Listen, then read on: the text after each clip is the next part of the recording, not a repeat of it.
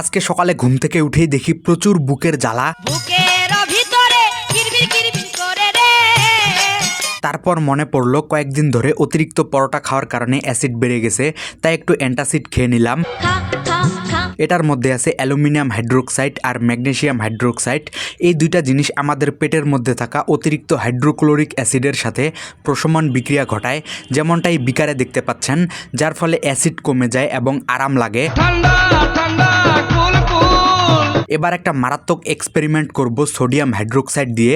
তার আগে বলি, আগামী 10 নভেম্বর রাত 8টা থেকে শুরু হচ্ছে দারাস 1111, the biggest campaign of the year, যেখানে থাকছে মাত্র 1 টাকায় রয়্যাল এনফিল্ড বাইক জেতার সুযোগ, 11 টাকার ডিলসে টিভি, এসি, ফ্রিজ সহ অসংখ্য মেগা অফার, এছাড়া দারাজের হিডেন ডিলস এবং ভাউচার, সাথে 70% পর্যন্ত লুট ডিলস।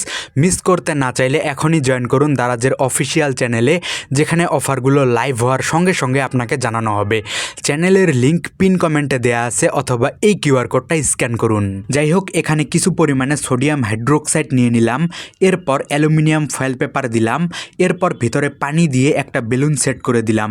এখানে একটা এক্সোথার্মিক রিয়াকশন শুরু হবে, মানে এই বিক্রিয়ায় প্রচুর পরিমাণে তাপ উৎপন্ন হয় আর বেলুনটার ভিতরে হাইড্রোজেন গ্যাস জমা হবে।